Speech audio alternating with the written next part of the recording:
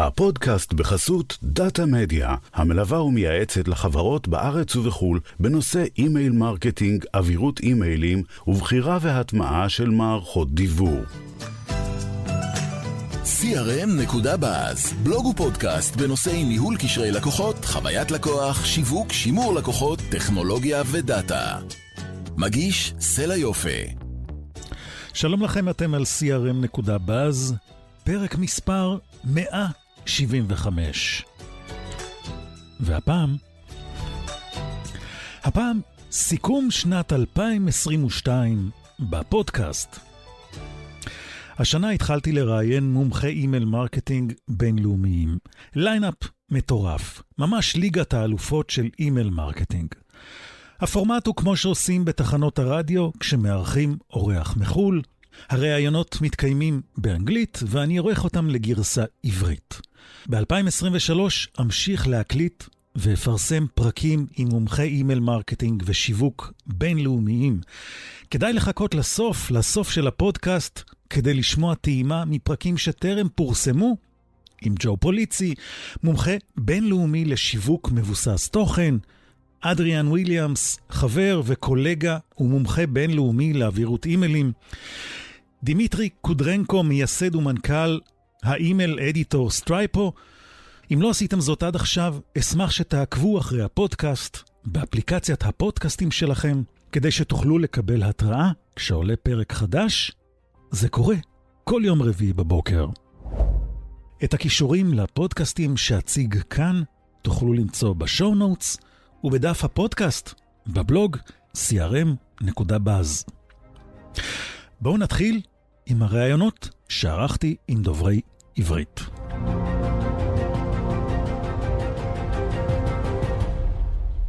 גיל כוכבי, מומחה לשיווק פרסונלי. כשאני מסתכל רגע שנייה על המופע הזה, אפשר לחלק את האימפקט שדיברת עליו לשניים. אוקיי? ארגונים שהם, נקרא לזה מוטה אונליין. אוקיי? כן. יש להם חנות, אי-קומרס, יש להם תהליכים באתר, ובמקרים האלה אין בעיה. לראות, שלחתי מייל, שלחתי SMS, יש לי קידודים, לינקים מקודדים, גוגל אנליטיקס, לדעת כמה אנשים הגיעו, מאיזה ערוץ, כמה אנשים הקליקו אני רואה, כמה הם קנו, אוקיי? אני רואה את זה בתוך הגוגל אנליטיקס שלי, יש לי קמפיין, ככה וככה היה, כמה כסף הוא הביא לי, הכל פשוט בדיגיטל. מצד שני, כשאתה נכנס לארגונים שהיקף האמרות המשמעותי שלהם נמצא באופליין, כן. אוקיי? הלקוח מגיע לחנות הפיזית, הלקוח מתקשר למוקד, הלקוח קונה, או יש היקף רכישות גבוה, שהוא לא בזירת הדיגיטל, או שהוא קורא בזירת הדיגיטל אחרי זמן יותר ממושך, הקושי לחבר את זה הרבה יותר גדול. עכשיו, זה לא רואים, ואז ארגון שלא מבין שזה מה שהוא צריך למדוד, וזה מודדים עם דאטה. יכולת לחבר תקשורים לקוחות לתגובות שאני מגדירים אותם בשוק תגובות קשות. כן. אוקיי, לא, תגובות רכות זה תגובות שמגיעות מערוץ. שלחתי מייל, אימייל סנד, אימייל אופן, אימייל קליק, אנסאבסקרייב, סופט באונסים, כל התגובות האלה ב-CRM, דיברתי עם הלקוח, ניסיון להשיג לקוח, לקוח מעוניין, לקוח מסרב, ב-SMS, הקלקה, כל ערוץ, יש לו את התגובות הרכות שלו שמגיעות מערוץ, והתגובות הקשות זה בשורה התחתונה מה קרה. כן. Okay? האם הלקוח בסוף קנה את המוצר, כמה לקוחות קנו את המוצר, וכמה כסף הנבתי. עכשיו, כל עוד אתה ארגון מבוסס אי-קומרס, אז אתה עושה את המייל, ויש לך את התוצאות בתוך האנליטיקס, ואתה רואה, אבל ברגע יש לך פעילות משמעותית בסביבת האופליין, אוקיי? בערוצים שהם לא דיגיטליים, אתה נמצא בפני אתגר מאוד מרכזי במדידה של ה-ROI של הפעילות שלך. כן. ולכן פה צריך להבין שנייה איך זה בא לידי ביטוי בסביבת הדאטה, זה כבר לא מדידה שקורית בתוך המרקטינג אוטומיישן. אוקיי? צריך להיות מסוגל להביא שנייה את כל המחירות ואת כל הרכישות, ולבוא להגיד לכל מוצר כמה זמן מהאינטראקציה זה רלוונטי לספור את הרכישה בקבוצות בקרה, כי לקוחות קונים גם בלי. האופרציה נהיית הרבה יותר מסובכת. יובל אקרמן, קופירייטרית בינלאומית המתמחה באימייל מרקטינג אתי. שקיפות בעיניי היא חשובה, כי אנחנו הולכים לאיבוד. בטח ובטח באינבוקסס שלנו, אנחנו הולכים לאיבוד, אנחנו מקבלים כל כך הרבה אימיילים, אז דווקא העניין הזה של להיות שקוף ולראות את הנרשמים שלנו בתור האנשים שמאחורי כתובות האימייל, אז זה בעיניי הדבר הכי חשוב. עכשיו, כמה לחשוף?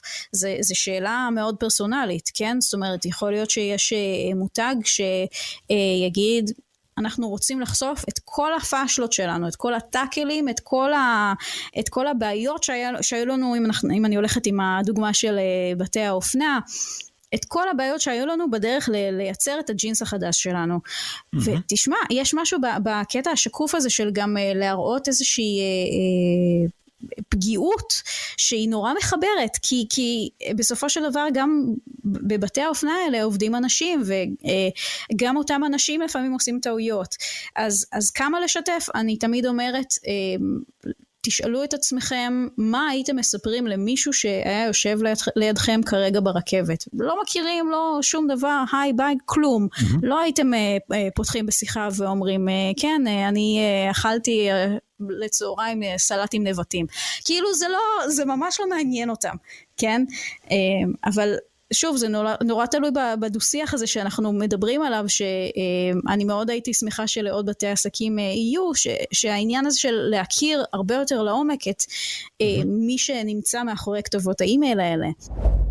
שמיר סגל, שניהל את פעילות אורקל בישראל ובכמה מדינות באירופה. אני יכול להסביר לך את הלוגיקה מהצד של הלקוח. כלומר, אני עובד עם לא מעט ארגוני e-commerce וואלה, כן, שולחים אימייל כל יום. לא, אני יודע שזה עובד, אני יודע ש... אז הם שולחים כל יום אלה לקוח. כמו שאתה אומר, מה יש לך לחדש כל יום? בסוף היום הארגונים האלה, חלק גדול מהכסף שלהם בסוף היום מגיע מאינבאונד. עכשיו, אין מה לעשות, הסטטיסטיקה פה עובדת. שיש לך, לא יודע, 15-20% open rate, ויש לך איזה 1-2-3% CTR, לכל SMS או לכל אימייל שאתה מוציא. אם אתה תוציא אחד ביום, או אם אתה תוציא לפעמים 2 ביום, וואלה, אתה יכול אולי להכפיל את כמות האינבאונד ואת כמות המחירות בסוף. ושאתה מנהל שיווק או סמנכ"ל שיווק, שמצד אחד נקרא בין הרצון לעשות דברים חכמים, אתה מכיר את כל המתודולוגיות, ואתה יודע שאתה משגע את הלקוחות, ואתה יודע שאתה מת לעשות דברים חכמים, אבל מצד שני, וואלה, אתה צריך גם לעמוד ביעדים שלך, ולפעמים אתה אומר, כן, אז אני אשלח אחד כל יום בשביל להביא כסף ולהראות לבוס שלי שאני עומד ביעדים שלי. אז זה מצב מאוד עדין באמת, בין לשגע לקוחות לבין לעשות דברים שאתה יודע שלפעמים פוגעים על לקוחות שלך, לעומת לעזור לארגון שלך. אני מסכים איתך לגמרי בנושא הזה. אסף גלאון, מומחה לאימייל מרקטינג באי-קומרס, שראיין אותי לאחד הלייבים שלו.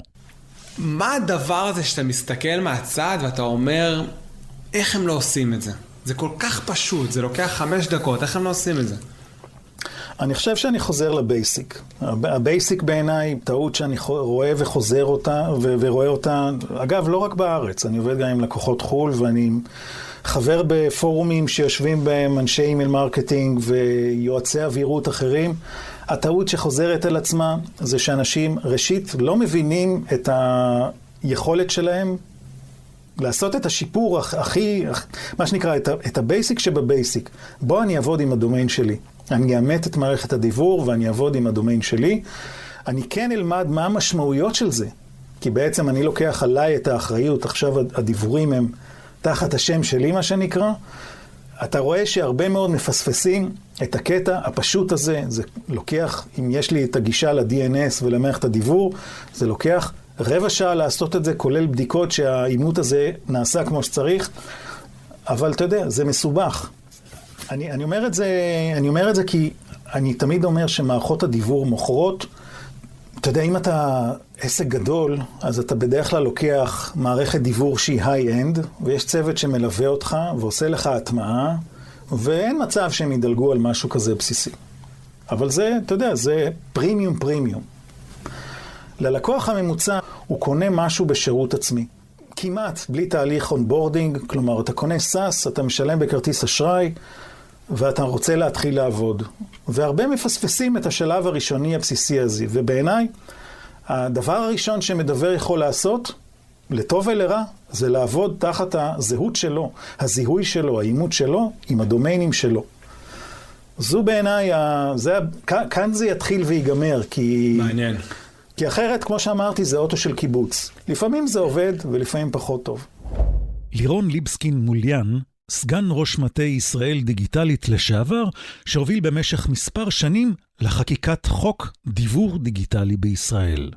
כל מה שדיברתי הוא מאוד מאוד ממשלתי. כן. אבל בוא נדמיין את זה למי שמאזין לנו ועובד בחברות הייטק. נניח שאני מנהל מוצר בחברת הייטק ואני רוצה לעשות שינוי מאוד משמעותי, פיצ'ר רוחבי מטורף. במקרה הטוב אני אלך למנהל הישיר שלי, יכול להיות שאני אצטרך לעלות לא רק למנהל היחידה או אגף, אלא לסמנכ"ל מוצרים כזה או אחר, ואחרי זה יכול להיות להנהלה. אז במקרה שלי אני יכול לעלות לרמת המנכ"ל המשרד ממשלתי, וברמת ההנהלה אני אעלה להנהלה שלי, זה הממשלה. שרי הממשלה, כל אחד מנהל את האגף שלו, את היחידה שלו. זה גם משרדים שונים. משרדים שונים, נכון. נניח כל אחד מייצר, אבל יחד הם באותה הנהלה. ההנהלה זאת הממשלה. כן. אבל לממשלה שלי יש דירקטוריון. הדירקטוריון זה חברי הכנסת. ואני לדברים מאוד משמעותיים, שמחוץ להנחיות הדירקטוריון, מחוץ החוקים שהכנסת חוקקה, צריך לחזור לכנסת ולשכנע אותה. במקרה של הדיוור הדיגיטלי, עברנו תהליך לא פשוט. אין לי הרבה ותק בלהעביר חוקים ממשלתיים, למעשה זה החוק הממשלתי הראשון שאני אחראי להעביר אותו, אבל שמעתי את זה מהוותיקים שמכירים את הדברים האלה. עברנו תהליך מאוד ארוך ולא פשוט מול ועדת החוקה, חוק ומשפט של הכנסת, למעלה מ-14 דיונים שונים על כל ביץ ובייץ בתוך החוק הזה. ולמה במילה הזאת ולא במילה הזאת, ואם בן אדם לא רוצה לקבל יותר מסרים, מה קורה כשהוא עושה opt-out? כן. האם אני יכול לשלוח לו מסר חירום, כן או לא? טענה שלנו כממשלה, כן, יש לי אנשים שעשו opt-out או קיבלתי את הפרטים שלהם, אני רוצה לשלוח להם מסר חירום. נתקענו בזה בקורונה, שמאוד רצינו ליצור קשר עם אנשים מסוימים, שהיו מנותקי קשר. אז איזה מסרי חירום? האם זה שהרחוב שלי נחסם למטה, מחר בבוקר זה מסר חירום, או אי הספקת מים, או מסר חירום הזה שים לב, הרכב שלך עומד לעלות באש, כי אתה גר ביישוב, וכרגע אש מתפרצת לקראת היישוב שלך. ואלה מסוג הדיונים, שעות על גבי שעות, לדון בהם מול הכנסת. עכשיו, אחרי כל דיון כזה מול הכנסת, אתה חוזר אחורה, וצריך לנסח את החוק מחדש, או לתקן בו דברים, שנכנסו כהערות שקיבלת. והערות מאוד חכמות, אנחנו מהצד, ואני מודה, כשאני לא הייתי עובד מדינה, זה מהצד מאוד קל להכריח את הכנסת, מאוד קל להכריח את הממשלה, וכשאתה נמצא בתוך הדיונים האלה, זה באמת דיונים מאוד מאוד משמעותיים על העתיד שלנו כאזרחים, על הפרטיות שלי ושלך כתושבים של המדינה הזאת. Crm.Buzz. נמשיך עם דוברי האנגלית, המומחים הבינלאומיים. דוקטור מתיו דן, מנכ"ל קמפיין ג'יניוס. אם לסכם את עניין הפיקסל גדון הזה, נדמה לי שככה קראת לזה. back then. If you go to pixelgeddon.com, you'll land on our website. I was responsible for that label. Yes, indeed. I was just being a smarty pants, but it stuck. Yeah, nice. איזה עצה אתה יכול לתת למדברים שמסתמכים מאוד מאוד על כל מה שקשור בנתוני פתיחה? מבחינתם, זה המדד החשוב בעצם. מה דעתך על זה? Back to the beginning of that for a second, the known inaccuracies of open rates. The weather report I look at in the morning is not accurate. Right. What's going to happen in the course of the day isn't exactly what it says in the weather report. It's a statistical generalization. Well, there's an X% probability of rain. Do I take an umbrella or not? It's kind of based on the probability measure I get from them, right? Good point. We now have less accurate weather reports for email campaigns. Does that mean we shouldn't look at them and compare them and go, this is a better day for golfing than that day? That one doesn't actually make sense to me, right? If they're less accurate, but still directionally useful, if the sloppier open rate, thank you MPP, is still comparable between two different campaigns or two different weeks or two different triggers or something like that, I would say, why would you not look at that?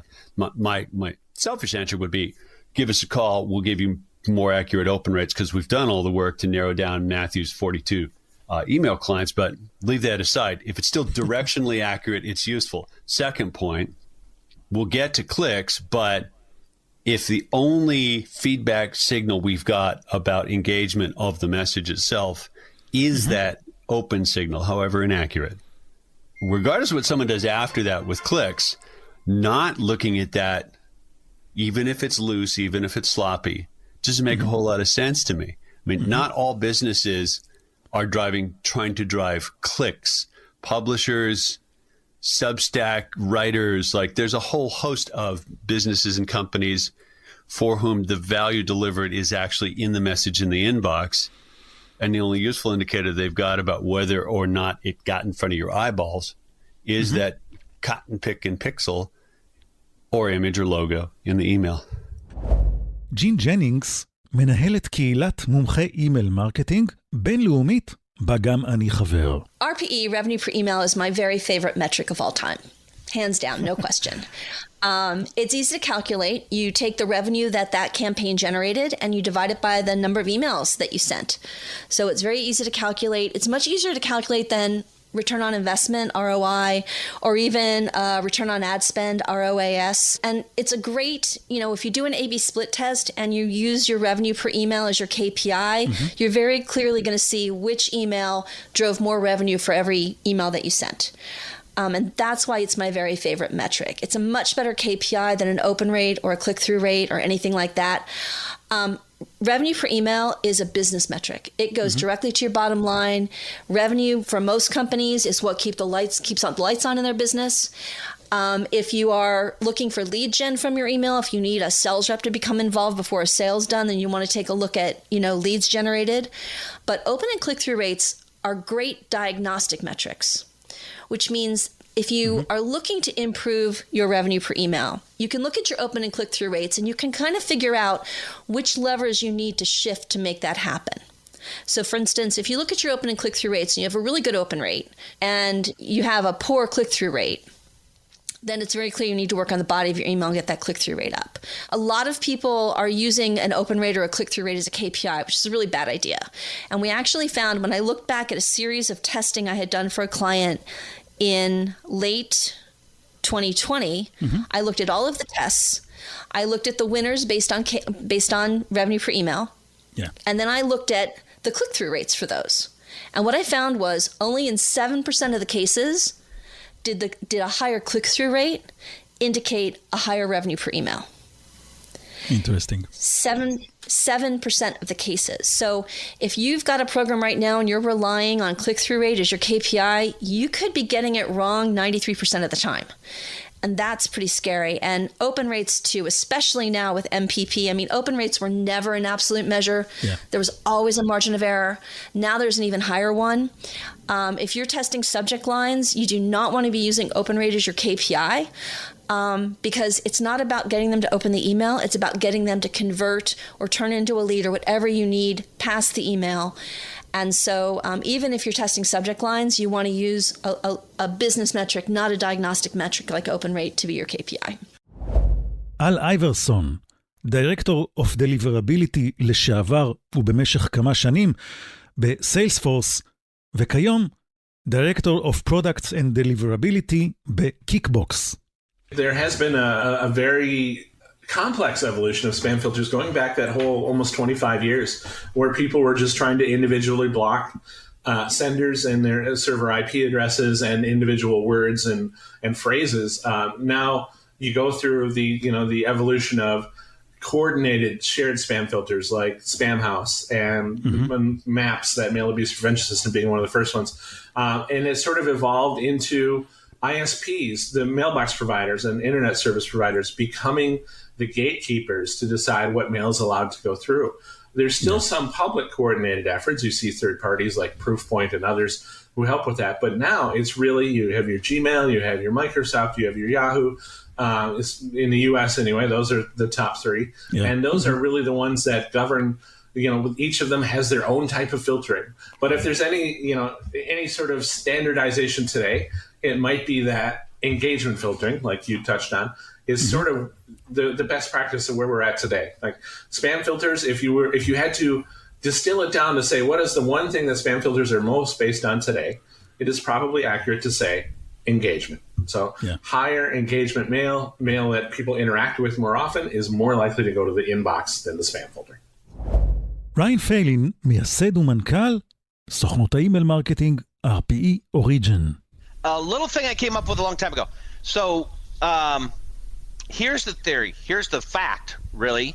Earlier I talked about email marketers are doing all this stuff and no time to do it. Yeah. And I started talking about this back when I was at Adestra. That was, a long time ago. And I think I started talking about it at Axiom too. It is a methodology or an approach to innovation that says don't build the whole program out and then launch it. Build one thing out and then launch it. I was talking about Agile before it was Agile. Yeah. Right? Which was take an Agile approach to your program development and incrementally make changes so that over time you have success. Instead of doing it all at once, right? Which is a huge time suck. So if you're a small program, 2 or 3 people, and you want to develop a trigger program that's 3 emails long, great. Develop the first one, launch the darn thing. And then when you have time, launch the second one. And then when you're got time, launch the third one. And nobody, people think that when you launch a new program, you have to do it all at once. There's this pressure to get it all done at once. And my position on it was nobody has said that. They've just told you that they did it. Yeah. But what's wrong with just incrementally innovating your program? I think marketers get paralyzed to say, I don't have the time to do the whole thing, so I'm not going to do the thing at all. Yeah. And so incremental innovation says, do the one thing, then do the second thing, then do the third thing. And by the end of the third thing, you got the thing that you didn't have time for. Incremental innovation really ties itself to the launch of a new program that may take you a period of time, right? If I'm going to launch an onboarding program, it may take me probably 3 months to do that if I'm also doing other stuff. Yeah. But instead of taking 3 months, what if you could have the first one out in a couple of weeks, just like you do a standard campaign? And then a month later, you launch the second one. And a month later, you launch the third one. You got it out the door. It just took you longer. I guess what I'm saying is don't be afraid to have innovation take a little while. ג'קוב אולקסה, מנכ"ל ומייסד מערכת המרקטינג אוטומיישן, מיילקיט, ומומחה בינלאומי לנושא אימייל אותנטיקיישן. Well, first off, you have to think about domain as part of your brand, right? It costs nothing, peanuts, to get your own domain. And if you decide to start sending and you use someone else's domain for that sending, are you getting paid for that, for promoting them? Probably not. You're paying them. It's the same when you send. A lot of small businesses do that they use a Gmail address, right? Or whatever free mail service they use, or they have, maybe it's not a free mail, but it's by their ISP. They have this very generic address. They're promoting someone else. Yeah. The domain is your brand. So if your ESP tells you that you cannot use your domain and your DKIM, just go somewhere else. To me, that's unbelievable, because from the technical perspective, especially in the ESP environment, this is very easy to set up. This is not something that will add significant extra costs. It will take time to set it up and automate this, but it's not something that will be ruining your company. If you're setting up your own mail servers, still, it's a matter of a couple of hours to set up email authentication properly, if you know what you're doing. But if you don't, then my recommendation is get a training. Go talk to someone who understands the problem, and for Christ's sake, don't go online and search for how to set up SPF and DKIM on my mail server. Because while these are guides that will tell you how to technically do that, they are intended to help you do the technical setup. But you will still not understand how SPF works and how DKIM works and what you need to do on the domain setting side. Mm-hmm. And that's very important, because if you don't understand that, you can create more problems for you down the road. Second, you can, end up being unable to deliver your messages. So it's really important to reach out to someone who understands email authentication rather than trying to understand it yourself and, just hack it together. קריס מריוט, מנכ"ל ומייסד אימייל קונקט, שמסייעת לארגוני אנטרפרייז בתהליכי RFP למערכות דיוור ואוטומציה. Yeah, sure. Number one is make sure you have enough time, and whatever, and that becomes more important the bigger you are as a company and the bigger the ESP you're looking at. But whatever you think it's going to take, double it, because underestimating the time it takes is disastrous. That's number one. Number two, think long and hard about your requirements, what you want. Why do you want to move? What are your pain points? Why are you moving to begin with if it's not for cost? What's driving you to move? Yeah. Define those things in either use cases or in requirements. And the requirements, if you're an enterprise, could be 250 requirements. We easily come up with that many. But understand, again, what's driving you to move. In step 3, make sure that you invite vendors that can fix that. That can, whatever your pain points on, or that at least you think can. Not the vendor that your buddy says is the hot vendor of the week, but vendors. So you got to do, everybody likes to take shortcuts. Everybody. Yeah. Who should I be in my RFP? Everybody, give me 3 names. Everybody likes to take shortcuts. But to your point, your question was, how do you ensure that you do it to the best degree possible? Follow my 3. Give yourself enough time. Do the hard work of understanding what you don't like about your ESP and what you want to change. And 3, limit those ESPs that in your mind can potentially fix that. And you may have to rely upon a salesperson telling you that. So make sure you give yourself enough time to do it. Do the hard work of understanding what you don't like about your current vendor, what's making you want to look around to begin with, particularly if it's not just pricing. And number 3, look at vendors that you believe can address those issues for you. Don't look at vendors because Sella on the OI Zoom call said, I like this vendor. Crm.Buzz. עד כאן הפרקים שפורסמו ב-2022, וכעת הצצה, טעימה מהפרקים שהפרסם ברבעון הראשון של 2023. תחילה, ג'ו פוליצי, אני קורא לו הגודפאדר, הסנדק של קונטנט מרקטינג, שיווק מבוסס תוכן. No, it doesn't make sense in a lot of cases. If you're going to do it on somebody else's channel, you might as well create your own. I think it's tough for a lot of marketers to think about and say, all right, what if you weren't allowed to talk about your product and service? What are you going to send in an email? Like that's basically what you're talking about. It's like, okay, and the difference is that you want to do it consistently. So every Monday, every Wednesday, or every Friday, or whatever the time period is, you're going to send this amazing thing. And I like the fact of creating some kind of content brand. It's not company newsletter. It's what is it? It's Fashion Today Israel or something, right? It's something that you're going to send that's unique to you and to your audience, and that's it. And you're going to deliver value. And they know you sell products and services, but this is your content brand. Like Procter & Gamble has done this many, many different times. They've got one that I love called Homemade Simple. And basically it sends all kinds of recipes. It's not Procter & Gamble's recipes. It's Homemade Simple. And it's a brand that Procter & Gamble made up. And now it's a multi-million-dollar brand that they built up. But you think about, like, what are you going to call the thing?